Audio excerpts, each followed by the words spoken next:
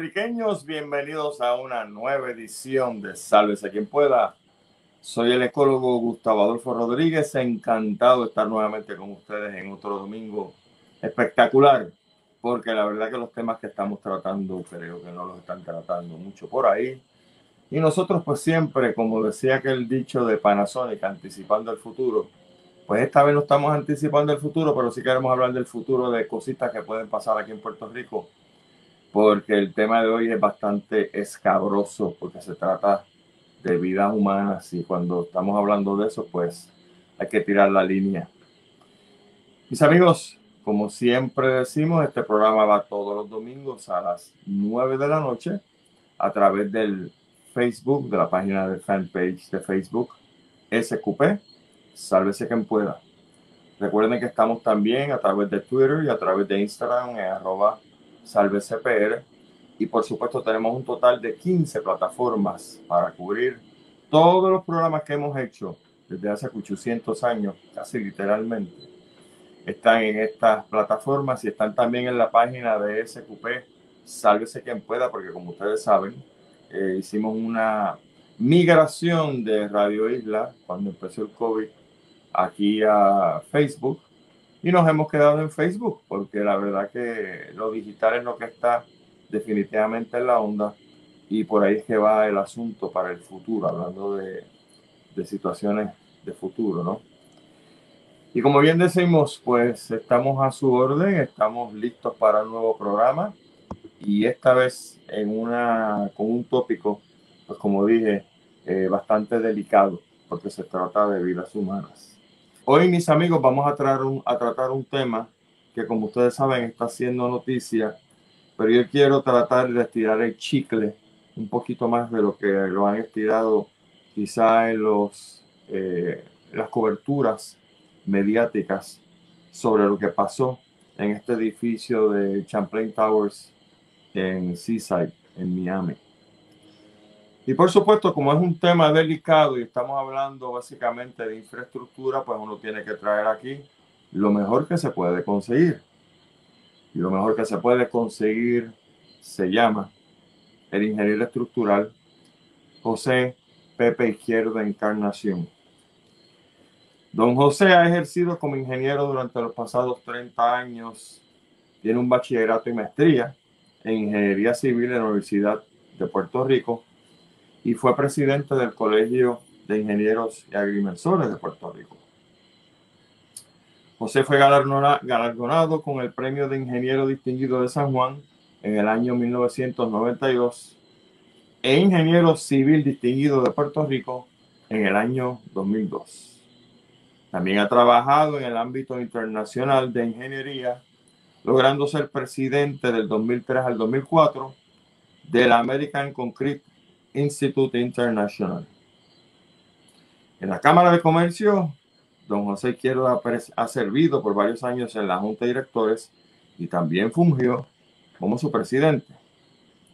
José ha sido secretario de Estado, secretario del Departamento de Transportación y Obras Públicas, presidente de la Junta de Directores de la Autoridad de Carreteras y Transportación, de la Autoridad de Puertos, de la Autoridad Metropolitana de Autobuses, de la Autoridad de Energía Eléctrica y de la Autoridad de Edificios Públicos. Yo no sé cómo él ha corrido para candidato a la gobernación, así que un día esto él no lo dirá. En el año 2010 recibió el premio Urbe por su aportación y colaboración con la arquitectura y actualmente es principal de la empresa de servicios de ingeniería Porticus. Y quiero aclarar que también es exalumno de la clase del 1975 del Colegio San José de Río Piedras, de la cual yo soy miembro, y la razón por la cual estoy ronco es porque nos amanecimos ayer hasta las tantas, jorobando, cantando y pasándola muy bien con los otros colegas y amigos de la misma clase. Así que sin más preámbulos, bienvenido don José Pepe Izquierdo Encarnación.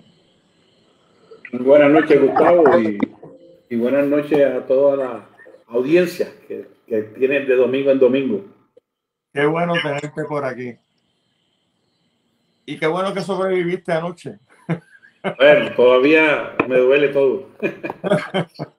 Sí, a mí la garganta y quizás un pie, pero vamos para adelante. Pues qué bueno, José, qué bueno que estás con nosotros en la noche de hoy. Y vamos a ir directamente al grano porque el tema es bastante largo. Y si algo quiero aclarar, que si algo bueno tiene José, es que él explica en arroz y habichuela las cosas. A veces nos damos con personas que son muy buenas en lo que hacen. Bueno, entonces nos van al espacio y cuando usted viene a ver está más perdido con Juan Visco. Y obviamente, pues usted parte de la premisa de que la persona sabe y sí sabe, pero no entendió un pito. Y como yo no soy ingeniero, pues yo me voy a poner hoy en la misma silla de cualquiera de los amigos que nos están viendo. Así que, José, si yo no entiendo algo, pues ya tú sabes, voy a levantar la mano, hago la pregunta y por favor, pues me la contesta. Y si me la tienes que repetir 20 veces y tú y yo hemos sido maestros, pues ya tú sabes cómo es esto. Bueno, vamos a empezar con el asunto de los derrumbes de edificios, José. Y yo creo, voy a empezar por una pregunta que quizás no suene inteligente, pero quiero ver pues cómo bregamos con el asunto. Este evento de edificios que se derrumban parcialmente o totalmente a través del mundo, sin terremotos, sin ningún tipo de, aparentemente, razón, ¿verdad? Natural. Es una cosa normal. No, no es normal, no es típico, definitivamente. Siempre los colapsos que han habido han ocurrido por agentes externos al edificio. ¿Qué me refiero con un agente externo? Pues el bombazo de Oklahoma, metieron allá un edificio, un colapso parcial, ¿no? La Torre Gemela, el Pentágono, ¿verdad? Que hay un agente externo. Ahora, en el caso de Florida, ¿verdad? Por ejemplo, existe el tema de los sumideros.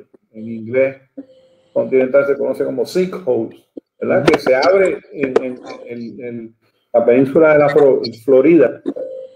Todo el sur eran Everglades y el cuerpo de ingenieros del ejército de Estados Unidos por allá por los años 50 empezaron un programa de secar los Everglades para que fuera posible poblar el sur de la Florida. Y un programa que fue exitosísimo. Pero no evita que eso ocurra. Mi abuelo tenía una casa en Zona Lake, que es como a 2 horas al norte de Miami. Y un día el patio de atrás se abrió un hoyo y la casa a la mitad se le fue por el hoyo para abajo a mi abuelo. Y perdió la inversión. Y en este caso en particular del edificio de Miami de esta semana, obviamente algo ocurrió externamente, ocurrió que gatilla, ¿verdad? Un proceso. Podemos ver en el video cómo el centro empieza a hundirse. Déjeme decirle que hoy tuve acceso a los planos estructurales del edificio, que no había tenido acceso a ellos. Y esta es una ampliación. No fueron todos hechos a la misma época. Y lo que se hunde, que se aprecia en el video, que sale esta humarada, una nube extraordinaria, es en el centro. Y cuando eso cae, obviamente ustedes se tienen que imaginar que pedazos de vigas, pedazos de losa, pedazos de paredes volaron para los distintos lados, que es, a mi entender, lo que causa que la torre que se ve en el video a la derecha, primero se empieza a inclinar un poco y luego la torre cae, ¿verdad? Como si fueran cortas, una encima de la otra.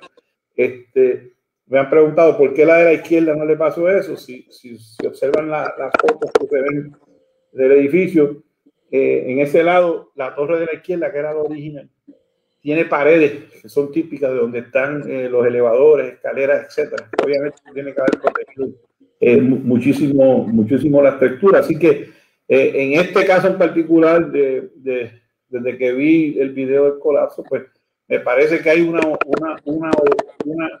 hay dos teorías, ¿verdad? Que se abrió un sumidero debajo del edificio y dos, ¿verdad? Que una o dos columnas en el centro del edificio fallaron, ¿verdad? El edificio tiene un deterioro. En uno de los artículos de periódico que leí hoy, hablan de una señora que estaba hablando con su marido y que ella le está contando que está viendo un cráter en el centro del edificio.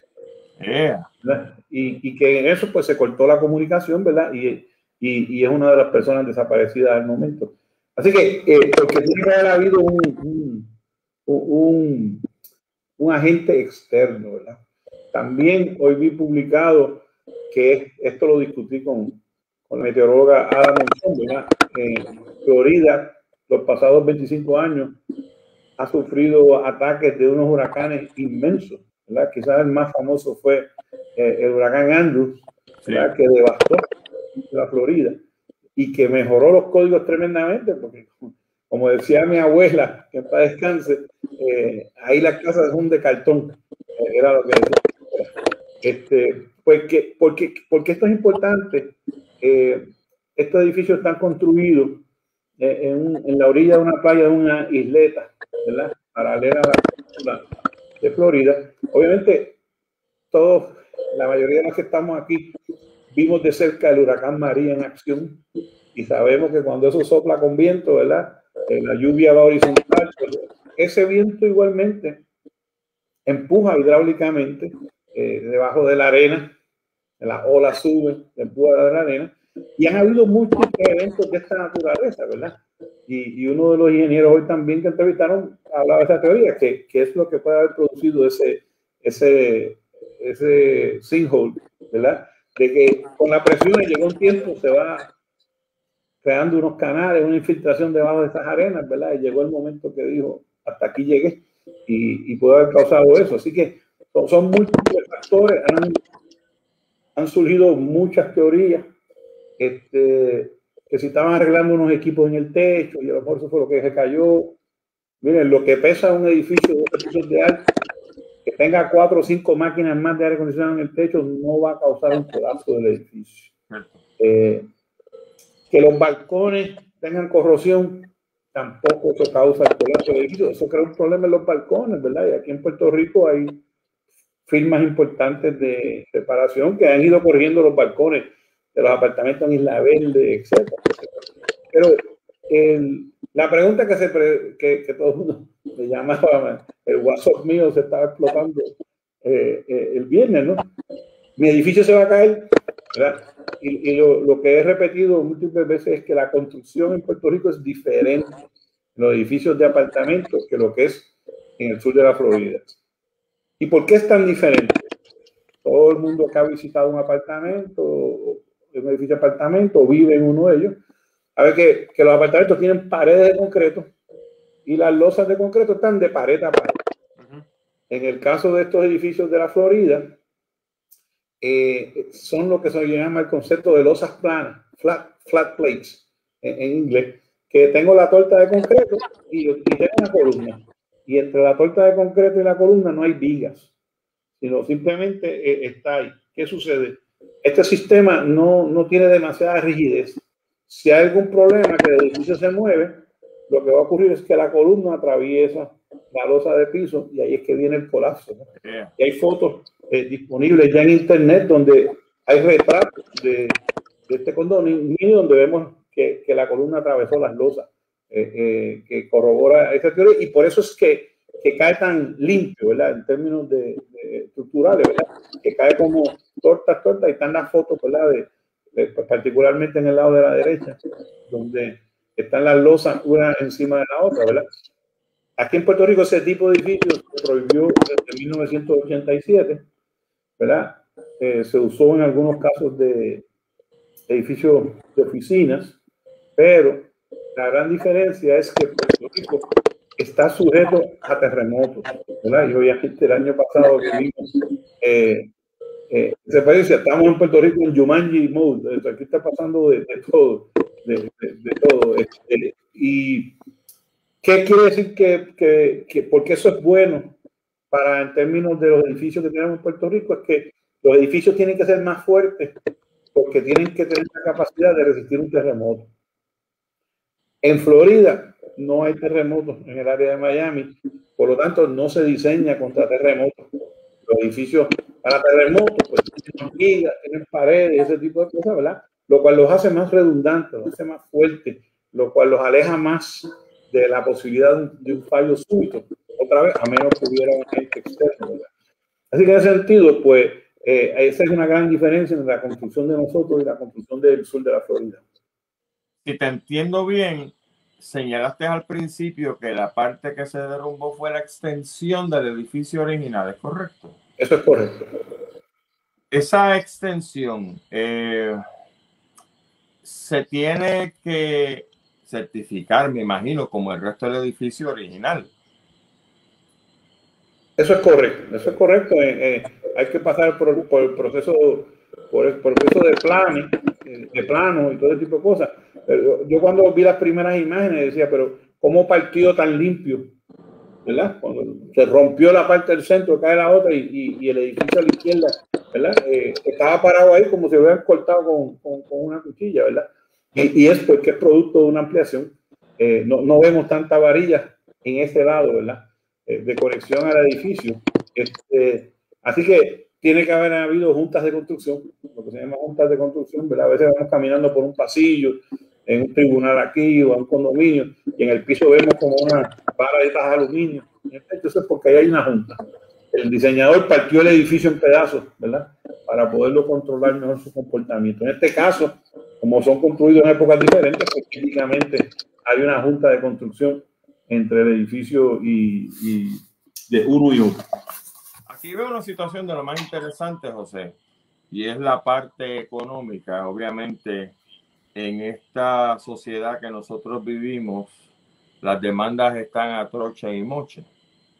Y si tú señalas de que las dos posibilidades más certeras quizás sean el asunto de un sumidero que se abrió de momento o el asunto de que las columnas fallaron, si fue un sumidero no hay a quien demandar, pero si fue un fallo en columnas hay mucha gente a quien demandar.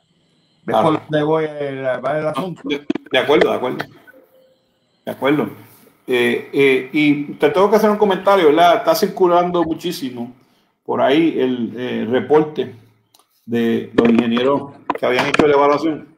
¿Por qué hay una evaluación del edificio? Porque en Puerto Rico no se hace, lo cual yo estoy de acuerdo que se debiera hacer, que cada cierto número de años hay que recertificar los edificios. Estamos huérfanos de eso. Sí. Huérfanos. Pues ya había habido un reporte que indicaba cuáles eran las reparaciones que se tenían que hacer. ¿Verdad? Si yo voy a hacer un estudio de esta naturaleza y hubiese encontrado que estructuralmente había unas situaciones muy precarias, ¿okay? Lo correcto entonces que yo diga, mire, este edificio hay que desalojarlo. La empresa que hace esto es importante hacerlo por tales y tales razones, hay corrosión aquí, corrosión allá, pero no hay una alerta de, mire, esto está grave, sálganse de ahí hasta que no se arregle, ¿verdad? Eso no existe. Te voy a decir un ejemplo que me pasó recientemente post huracán María. Todos se ven a acordar, los puertorriqueños, del famoso edificio de los peluches en el viejo San Juan, en la calle Norzagaray, que hizo famoso el gángster, porque uno de sus personajes se tiraba desde el edificio ese y esas cosas.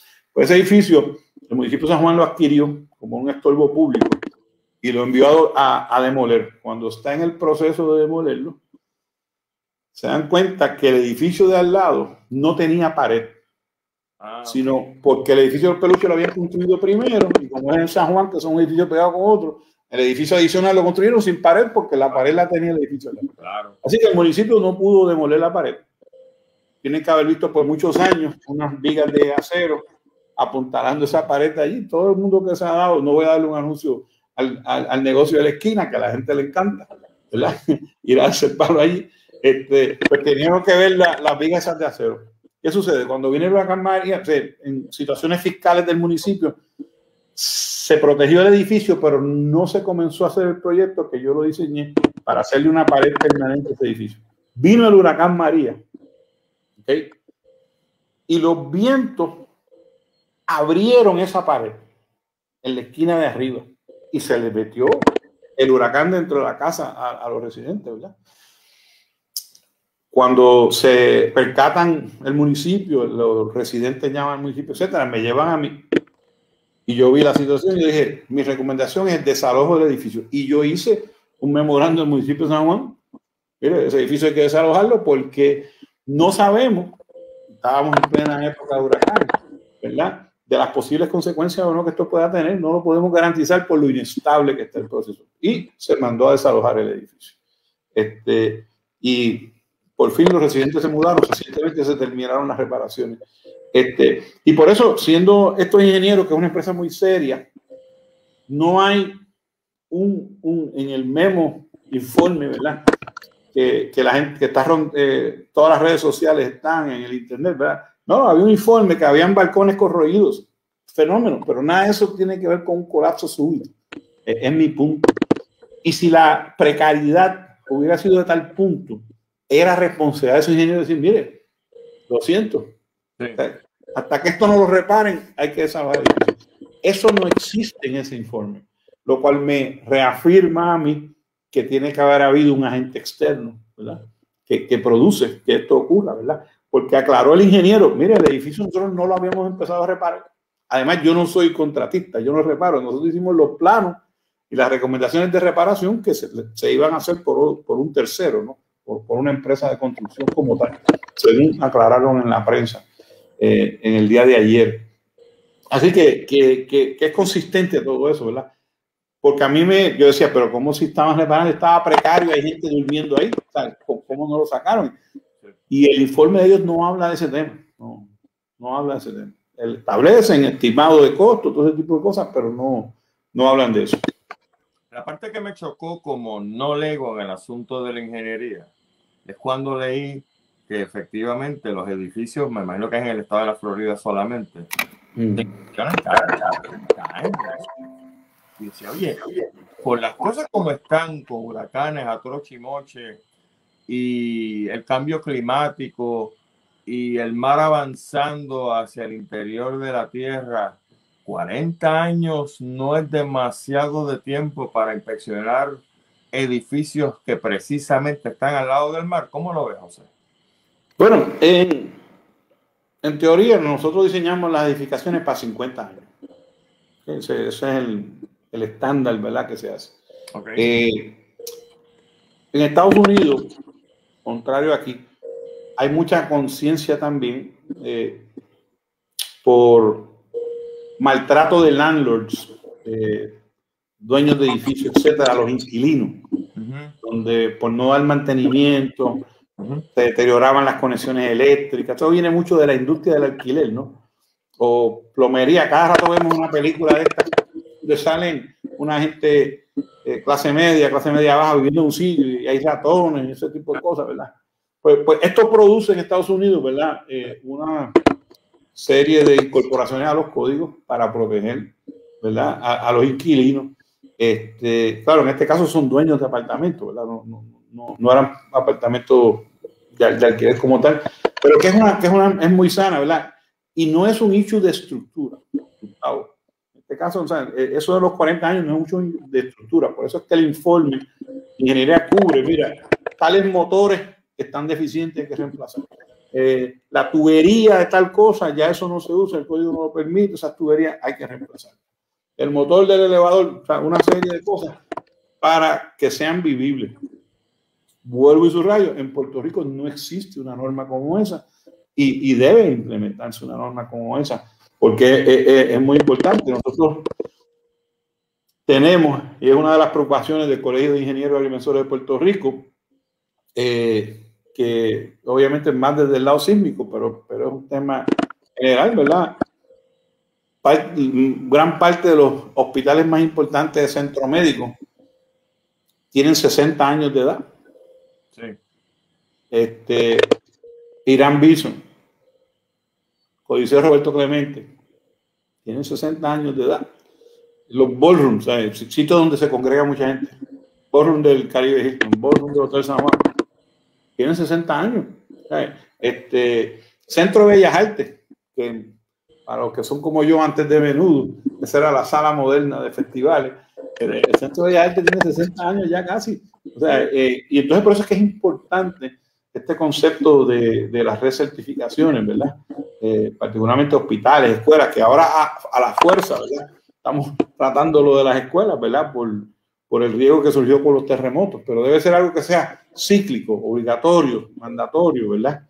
¿Esto impone un costo a la sociedad? Sí, esto impone un costo a la sociedad. Y no es un switch, lo hacemos ahora y mañana todo el mundo tiene que estar certificado.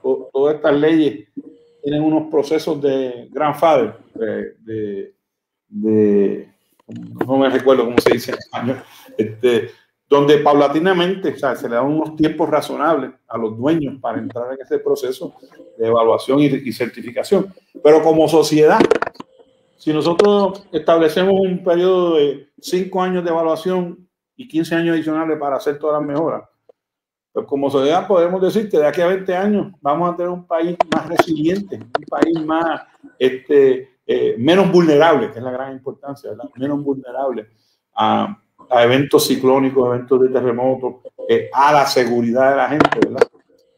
Y me parece que esto de Miami nos debe mandar un shock, ¿verdad? En el sentido ese, sí, vuelvo y repito, nuestros edificios no están construidos así, no se van a caer de una manera, pero creo que levanta una bandera importantísima, ¿verdad? De las recertificaciones de los edificios luego de cierta edad para que tengamos un mejor país. Yo creo que eso es fundamental, fundamental. Pues fíjate entonces el escenario, José. Aquí en Puerto Rico, a grosso modo, por supuesto, hay 3 tipos de suelo, por decirlo de alguna manera. Está el suelo de piedra, que es roca caliza, roca volcánica. Está el suelo de arena. Y entonces los suelos que calladamente, igual que en Estados Unidos, fueron rellenados, suelos de mangle, donde también se dispararon edificios. Si esas certificaciones el Estado entonces entiende que sí que hay que hacerlas, ¿por dónde empezarían los ingenieros? Me imagino que por las áreas más sensibles como la arena y el babote, ¿no? Lo que fue babote. Sí, en los códigos modernos, Gustavo, se exige, ¿verdad? Déjame ir un paso atrás. Sí. Un paso atrás. Y no quiero a nadie que tenga una pesadilla ahora con su clase de física de escuela superior, ¿verdad? Pero más o menos todo el mundo entiende el concepto de inercia. Usted está en un carro sentado parado en una luz, Gustavo es el chofer y cambia a verde y Gustavo le da el chambón. Su cuerpo se echa hacia atrás por la fuerza de inercia, ¿verdad? Creo que eso lo entendamos. Si de momento se cruza un pejo y Gustavo ve el pejo y frena de cantazo, usted está sentado al lado de Gustavo y usted se va para el frente. Eso ocurre por las fuerzas de inercia, segunda ley de Newton. No me voy a poner más técnico, hasta ahí llegué a la parte técnica. Pero, ¿por qué digo eso? Todos entendemos el fenómeno del huracán. Yo estoy en mi casa sentado y ese animal de huracán sopla y empuja a las ventanas y me empuja a la casa. Todo el mundo lo entiende. El terremoto no es así.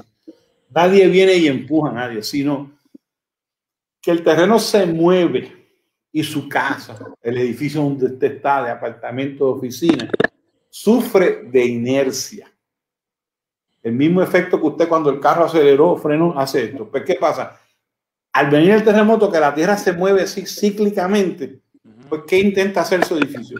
Él responde a la inercia. Entonces, su edificio empieza ese baile reaccionando a que la tierra debajo de él se está moviendo, ¿verdad? Y eso es lo que nosotros sentimos en los edificios. Lo expliqué bastante sencillo, Gustavo. Sí, señor. Hasta ahí estamos. Sí. Ok. Pues, cuando se comenzó todo esto de los terremotos, pues se decía, el área norte de Puerto Rico, este es el efecto del terremoto. ¿Cuán grande va a ser o no la fuerza de inercia que va a afectar los edificios? En la sofisticación y la investigación se introdujo cada vez más fuerte el factor del terreno. Para un mismo terremoto, cuando un edificio está en un babote, se recibe más castigo que el que está en suelo firme. ¿Por qué? Pues porque el que está en suelo firme, ¿verdad? Pues se mueve y el suelo y la casa está sobre suelo firme. Yo vivo en una roca. Yo aquí los temblores casi no los siento en mi casa. Yo vivo encima de una roca, ¿verdad? Y mis hermanos aquí cerca en Cupey, cada vez que temblaba en Ponce, gritaban, pegaban por el guasón. Yo no lo había sentido. Yo sentí el de enero 7 obviamente, porque fue bastante intenso y hasta la roca aquí se sintió. Pero si usted está en un edificio que está en un babote, relleno mal hecho, es como si el edificio estuviera encima de una gelatina. Entonces, cuando las fuerzas que le dije que la Tierra se mueve, ¿qué pasa con una gelatina? Usted la pone en la mesa y la gelatina se sigue moviendo. Sí, sí. Ese es el mismo efecto que le pasa a las edificaciones que están construidas en suelos blandos. Por lo tanto, para un terremoto de una misma magnitud, las estructuras que están en suelos blandos sienten más el efecto del terremoto que las estructuras que están en suelo firme.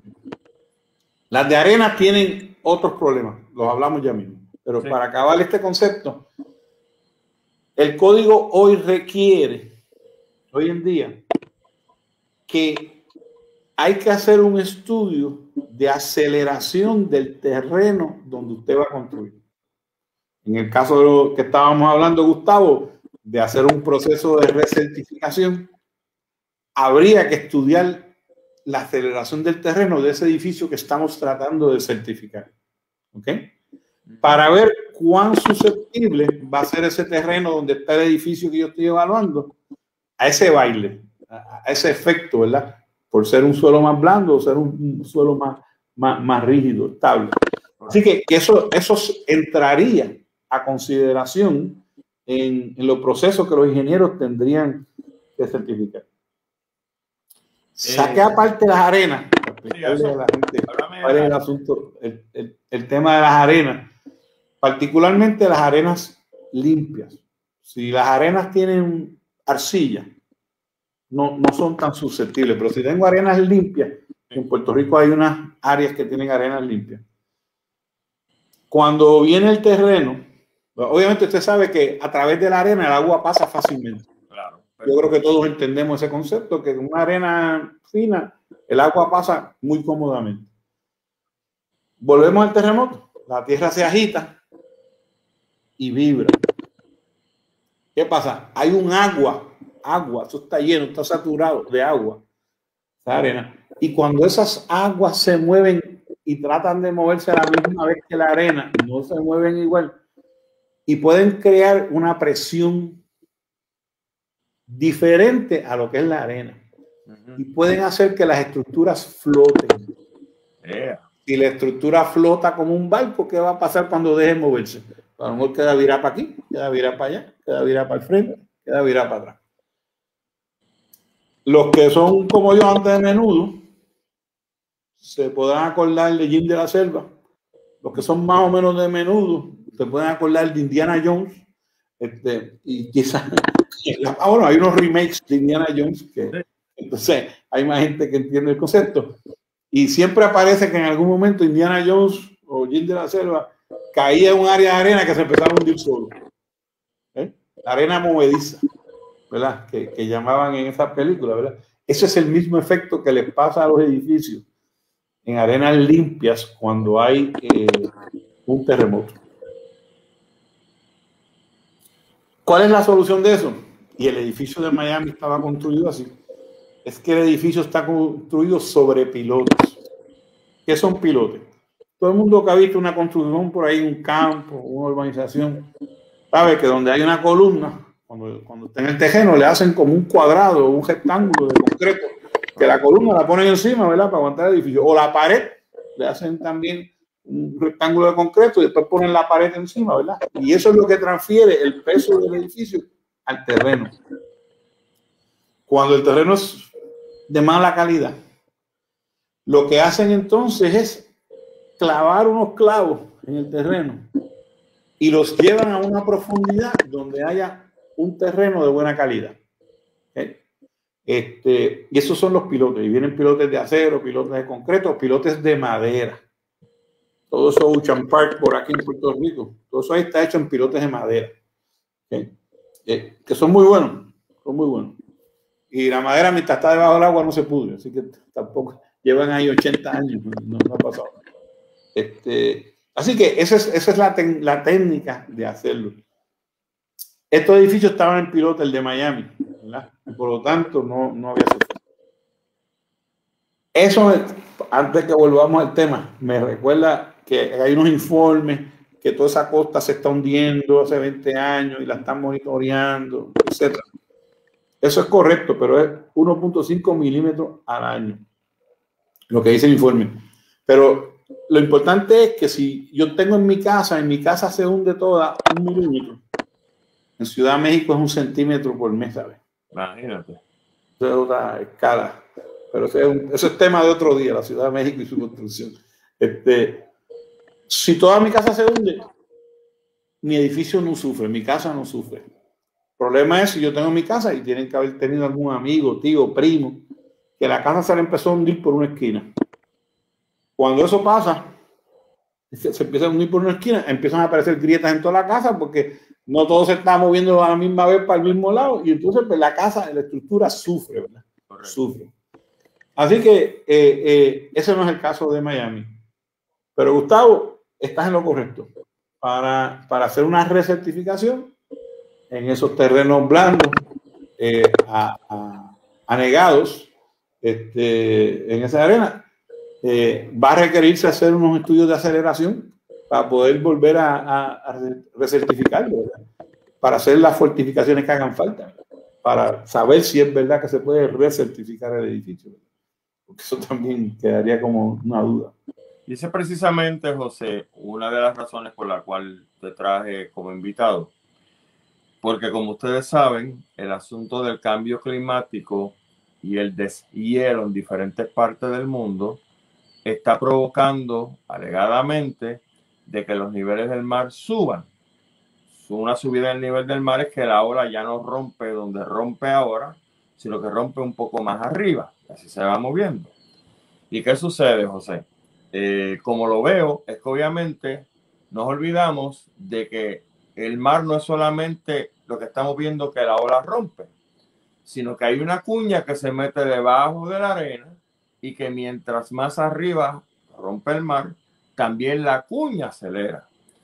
Y no hay más que ver la distancia que tenemos en muchísimos edificios en Puerto Rico construidos en la costa del mar, que pues uno como científico me alarma, porque estoy viendo de que sí es cierto por un lado que los niveles están aumentando y creo que la fórmula es que por cada centímetro el mar avanza 50 pies hacia adentro. No sé si es verdad, pero bueno, el asunto es que ocurre. Eso va a depender de la costa.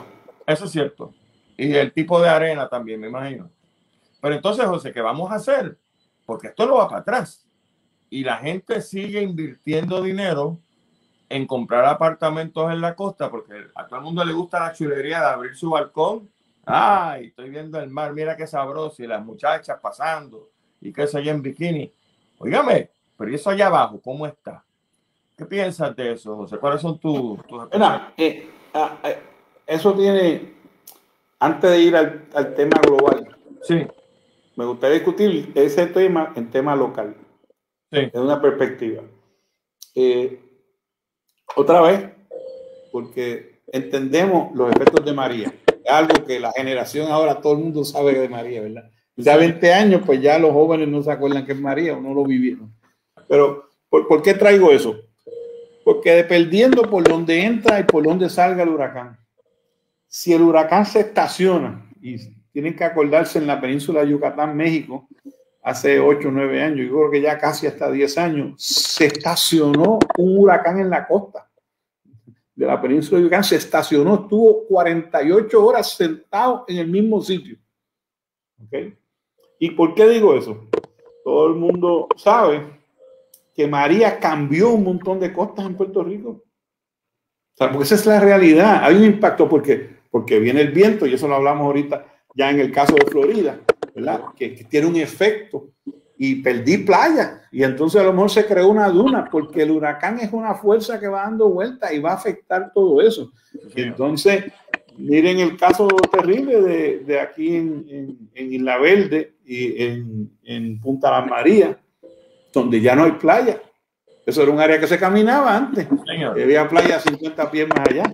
Y no hay nada. Y no hay nada. Así que este es un tema que lo definen científicamente los reglamentos como la zona marítimo terrestre, que eso hay que darle más hincapié todavía. Hay que reforzarlo con mucho más fuerza, porque no solo es un issue del global warming, que ahora vamos al tema internacional, sino es un issue que nosotros, los huracanes, nos pasan por el lado y nos pasan a través, y cada vez que nos pasan a través hay un efecto enorme, enorme. Si su propiedad está en el mar, va a perder la propiedad, va a perder la inversión de su vida, ¿verdad?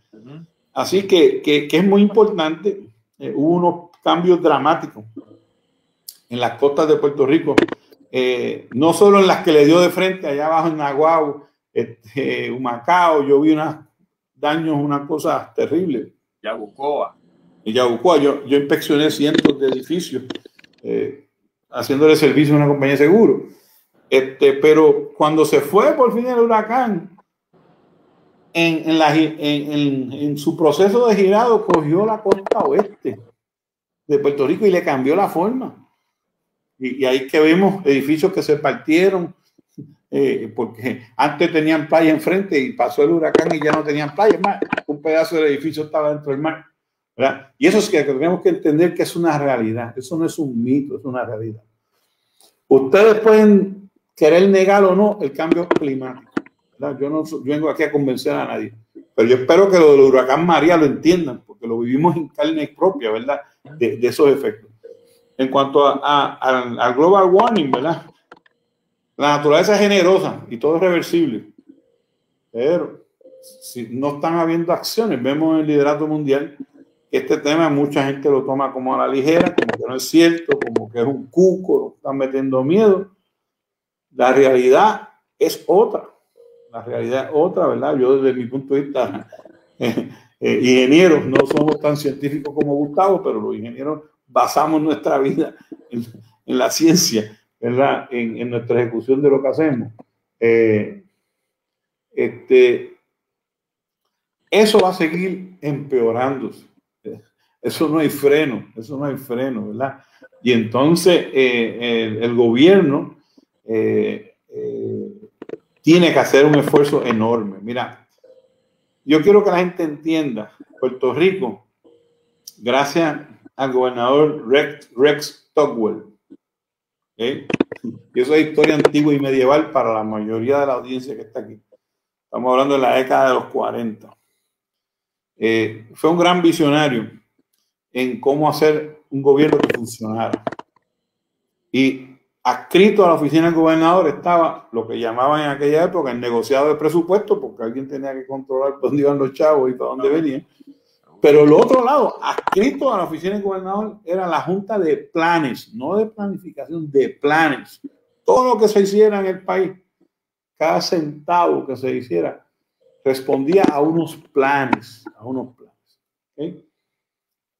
Pasaron décadas, esos poderes se sirvieron, se fueron diluyendo otras las grandes corporaciones públicas, energía eléctrica, carreteras, acueductos, con mucho dinero, haciendo lo que les daba la gana, sin seguir el plan de Puerto Rico. Esa es la realidad. Aquí hubo 30 años sin plan de uso de terreno. ¿Y quién planificaba el país? Levitt, que hizo pueblos completos, ¿verdad? Y bueno, para bien sea, yo no voy a decir nada. O sea, pero no porque ellos lo quisieran hacer de esa manera, sino porque los planos de ordenamiento del país estaban estancados 20 o 30 años. La población sigue creciendo, hay que ponerlos en algún lado, hay que hacer caso. Así que es una respuesta de cómo opera el mercado a la demanda de la gente. Yo quiero tener una casa. Entonces, los desarrolladores, ¿verdad? Y no quise señalar a David nada más, pero como ya él se murió, pues ya no está aquí. Pero muchos desarrolladores respondían al mercado, pues la gente necesita casa, hay que hacerla. No hubo plan. Se aprueba la primera ley en el 2004 que fuerza a hacer un plan de uso de terreno. 2004, Gustavo. Toma del 2004 hasta la administración de García Padilla, que eso fue ayer, que se hiciera el plan de uso de terreno. O sea, así no puede funcionar el país. Sí. Y entonces, ahora mismo hay un reglamento, no siguen los procedimientos, lo invalidaron, ¿verdad? Y el país tiene que tener orden. Y el plan de uso de terreno no es un mapa solamente. Nos desviamos del tema, ¿no? Es para que entiendan cómo yo como país puedo responder a los problemas de globalización, el problema, perdón, de calentamiento global. Porque tiene que haber orden. Molinelli tiene que haber escuchado algunas conferencias después del huracán María, como con de los mapitas que decían hasta aquí se inunda. María cogió y esos mapas los hizo Triza, porque demostró que era mucho más inundable por todos los cambios que habíamos hecho en terreno, por todos los cambios.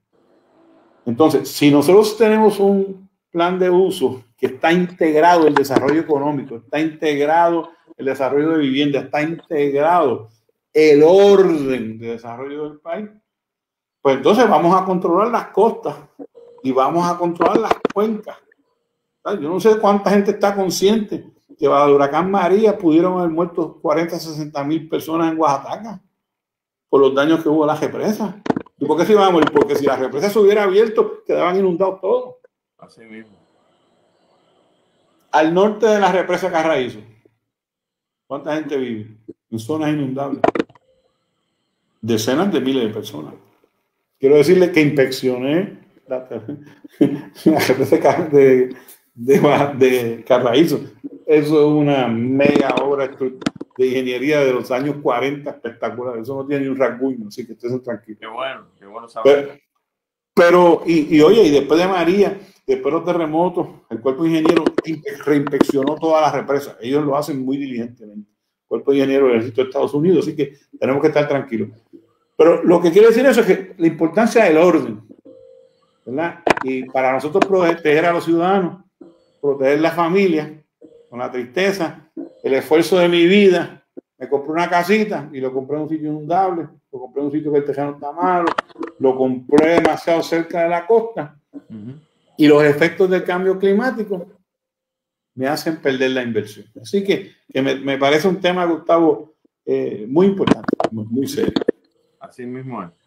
José, nos quedan 4 minutos 5 de programa y obviamente pues dado el trasfondo tan excelente que nos has presentado, como dije, nosotros no somos ingenieros, yo vivo en un edificio y yo quisiera saber en el día a día, viviendo en ese edificio, qué cosas me tienen que llamar la atención para yo a su vez llamar la atención de las autoridades en términos de lo que yo estoy viendo, grietas, etcétera, para darme cuenta de que hay que hacer algo, porque si no, podemos tener una situación catastrófica en nuestras manos. ¿Qué le puedes decir a las personas que viven en edificios que tienen que estar pendientes, quizá en el sótano, quizá en el estacionamiento? Tú dirás. Mira, María, ustedes van a decir, este tipo está obsesionado con el huracán María. Pero, oye, un fenómeno que fue una cosa... ¿Cómo no? Que nos cogió a la isla entera. O sea, que esto no fue el Hugo pellizcó el esto Sí, es cierto. Nos dio por el mismo centro. Sacó para afuera un montón de chismes que tenían los edificios. Yo le digo chismes, ¿verdad? Chivos, cosas mal hechas. El huracán no perdona. Se cayeron empañetados que estaban viejos, se sacaron cosas, se volaron toldos, se fueron marquesinas, se volaron vitrinas de tiendas, todo lo que estaba mal hecho, el huracán lo sacó para afuera. Lo mismo que ha pasado con los terremotos en el suroeste. Tembló y el terremoto saca para afuera todos los defectos de los edificios. Sí. Como ciudadano, mire, el factor 1 que hay que velar es la corrosión. ¿Por qué es importante la corrosión? El concreto es un material extraordinario cuando usted lo trata de comprimir. Esa es su fuerza. Eso es lo que el concreto es bueno. El concreto no tiene mucha capacidad cuando usted lo ala. Cierto. Por eso es que se le pone refuerzo al concreto. El refuerzo es de acero. Entonces, ese matrimonio entre concreto y varillas es lo que hace estos edificios magníficos. Pero es ese matrimonio. Por lo tanto, si la parte del matrimonio, que es la varilla, tiene problemas, deja de funcionar el matrimonio. Y por eso es que Observación número 1, si se ven varillas explotadas, hay que atenderlas. ¿Por qué? Porque eso es como un cáncer. Cáncer que se detecta rapidito en temprana edad, se resuelve y la persona sobrevive. Si usted sigue posponiendo el cáncer, se lo lleva a pateco, como decían en Río Piedras. Así que es muy importante los condominios en su residencia de un unifamiliar, walk-up, lo que sea. Hay corrosión, es algo a lo que la asociación de condominios, la de vecinos, que sea, tiene que tener la prestación. Lo otro es si empiezan a aparecer grietas. El concreto no miente.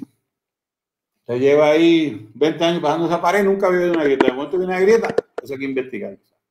Yo te diría que esos son los dos alertas, ¿verdad? Más significativas en nuestro edificio, ¿verdad? Para nosotros protegernos. Así que varetas explotar y grietas. Y grietas. Y eso levanta banderas rojas y tenemos que ir inmediatamente al administrador y decirle, aquí hay que hacer algo. Hay que cotejarlo, hay que cotejarlo. Sabrán ya cuántos edificios están así, entonces pues, obviamente como nosotros el ser humano nos acostumbramos a las cosas, que uno tira, ya tú sabes cómo es, uno tira una latita aquí, otro tira qué sé yo, y cuando vienes a ver tienes un gran basurero, pero todo el mundo se acostumbró. Lamentablemente es así. Caramba, José, la verdad que ha sido un verdadero placer tenerte con nosotros hoy en Sálvese Quien Pueda. Hay mucho más tema que se nos quedó, pero por supuesto, pues todo a su debido tiempo. Así que probablemente te está haciendo una invitación para más adelante. Claro que sí. Octubre del año, tenerte con nosotros nuevamente para tratar estos tópicos que son sumamente importantes y sumamente interesantes. Gracias, José. Muy amable. Y gracias por estar en la clase del Colegio San José del 75. La mejor. Orgullo. Orgullo. Aquí hay que votarse. Un abrazo, mi hermano. Saludos a todos. Muchas gracias por tu tiempo. Mis amigos, no hay tiempo para más. Muchísimas gracias a todos ustedes por haber estado con nosotros en este programa de Sálvese Quien Pueda. Espero que haya sido de su agrado porque soy como usted. A mí me encanta aprender de las cosas que uno no sabe y si sabe algo, pues todavía pulirse más en el aprendizaje. Gracias a todos ustedes por estar con nosotros en la noche de hoy. Será entonces hasta el próximo programa, la semana que viene a las 9 de la noche, en otro programa más de Sálvese Quien Pueda. Hasta entonces, excelente semana.